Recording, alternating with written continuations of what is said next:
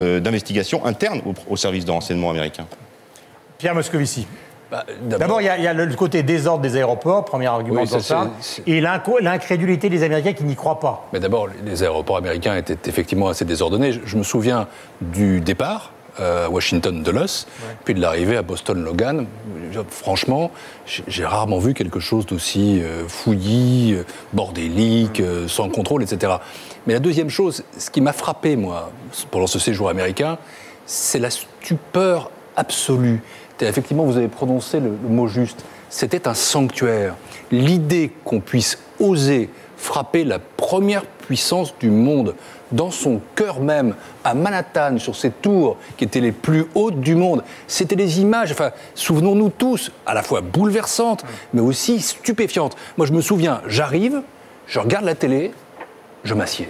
Je me dis, mais c'est pas possible, qu'est-ce qui se passe ? Et les Américains, ils étaient tous comme ça, comme sidérés. Et je crois que ce qui explique le laxisme et l'incompétence, avant tout, c'est l'idée, ils ne peuvent pas faire ça, ils n'oseront pas faire ça, comment peut-on y penser ? Et au fond, moi, ce qui me frappe, c'est effectivement comment ont-ils pu, les terroristes, avoir eu l'audace de ce plan, l'inventivité de ce plan. C'est ça qui m'a frappé. Remarque de Frédéric Bonneau, et après je voudrais qu'on enchaîne sur le deuxième point qui est très souvent avancé par les gens justement qui ne croient pas à la version officielle. Remarque de Frédéric. Mais remarque simple, parce qu'on va se heurter à ça dans toute la conversation. C'est-à-dire que parce qu'il y a eu une série de dysfonctionnements évidents dans la sécurité américaine, les surcomplotistes, parce qu'il faut quand même rappeler que le 11 septembre, c'est déjà un complot, et puis réussi. Donc ça, on en est sûr. Donc ceux qui disent qu'il y a un complot derrière le complot vont prendre parti de ces dysfonctionnements pour dire, vous voyez bien qu'ils les ont laissés passer.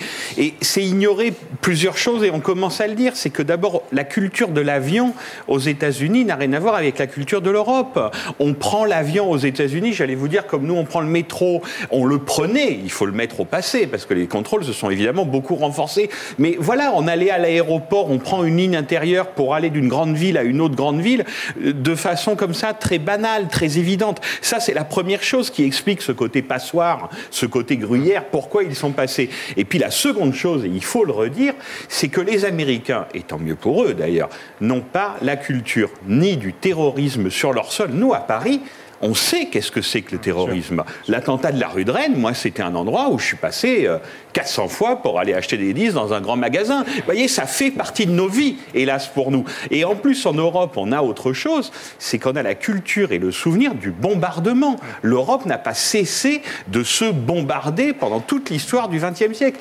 Aux États-Unis, il n'y a ni souvenir du terrorisme sur le sol américain, ni souvenir du moindre bombardement. L'Amérique n'a jamais été bombardée dans toute son histoire. Le rappeler. À part Pearl Harbor, mais c'est une fois. Voilà. Et puis après, terminé. C'était des cibles militaires. Ils ont les services secrets. Avant d'aborder pardonnez-moi Philippe, avant d'aborder le deuxième point, parce que c'est très important qu'on fasse ça dans l'ordre, parce qu'autrement, on va pas du tout s'y retrouver. J'aurais posé une dernière question, Jean-Charles, parce que là, on l'a retrouvé beaucoup dans tout ce que j'ai lu. Ils disent, pourquoi les F-16 américains ? Parce qu'il y a des zones qui sont délimitées aux États-Unis avec l'intervention de la chasse américaine. Dick Cheney, le vice-président américain, il est dans les sous-sols de la Maison-Blanche, dans le QG militaire. Quand ça commence à dégénérer, c'est-à-dire au moment où Bruno reçoit l'avion dans sa tour, au 47e étage, il descend, il veut donner des ordres à la chasse américaine, et en gros, il est entre 9h moins le quart et 9h30, et les F-16 arrivent trop tard. Ils arrivent au-dessus de New York, tout est passé. Comment ça se fait ? Parce que les complotistes, si on peut les... ils disent... Ils l'ont fait exprès, là encore. Ils ne les ont pas envoyés. Là non plus, il n'y a pas de secret. Il n'y a plus de secret. Puisqu'on a toutes les bandes d'enregistrement, des transmissions entre les différents QG, le NORAD, etc., ont été rendues publiques. Donc on sait ce qui s'est passé. Ça a été la panique à bord, en réalité. Personne n'était à la commande. On cherchait des ordres en vain. On cherchait le vice-président, le président. On ne savait pas où ils étaient, etc. Il y a eu un flottement pendant des minutes, évidemment, qui paraissent des heures. On l'a vu à Uri, George Bush, dans sa fameuse école. Tout à fait, oui, voilà, par exemple. Mais donc là, vraiment, dysfonctionnement majeur également de l'administration américaine. Deuxième argumentaire qu'on retrouve, par exemple, vous l'avez entendu tout à l'heure chez Marion Cotillard, c'est cette idée que ces tours n'ont peut-être pas été percutées par des avions, ou en tout cas que si elles ont été percutées, il y avait en plus à l'intérieur des explosifs qui les ont dynamités. C'est une thèse que vous raconte encore une fois Alexandre Gamelin. Écoutez précisément. Selon les conspirationnistes, les tours jumelles ne se seraient pas effondrées à cause de l'impact de l'avion et des incendies qui ont suivi. Ce serait, techniquement, impossible. Le feu produit par le kérosène ne produirait pas suffisamment de chaleur pour faire fondre les colonnes d'acier de la tour et provoquer l'effondrement de l'ensemble. Un plan de démolition programmé aurait donc été orchestré par le gouvernement américain. À l'appui de cette théorie, une analyse de ces images. Au moment de l'effondrement des tours, des explosions ont systématiquement lieu plusieurs étages en dessous de ceux qui s'effondrent. Des détonations ont été entendues par plusieurs témoins. Pour les conspirationnistes, il s'agit donc d'explosifs installés avant le 11 septembre et progressivement détonés pour faire s'effondrer les tours. Ce soir, la parole est aux témoins et aux experts. Je voudrais que vous accueilliez Jérôme Quiran, qui est agrégé en génie civil, docteur en mécanique des matériaux. Vous voyez qu'on a eu recours à des gens qui connaissent bien ces problèmes-là. Il est ici pour l'objet du scandale. Merci pour lui.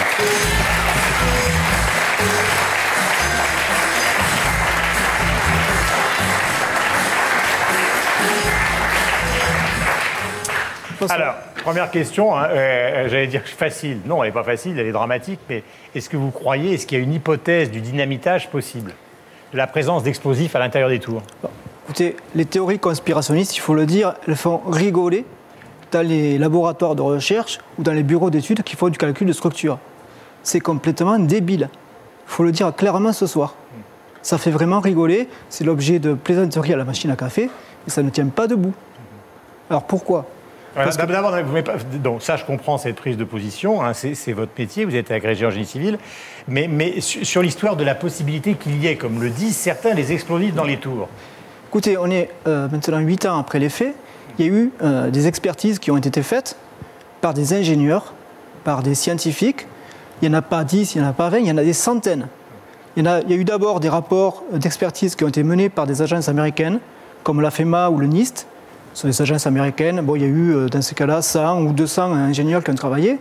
Mais il y a eu à côté de ça aussi des enquêtes indépendantes de part des scientifiques du monde entier, qui sont des références, quoi.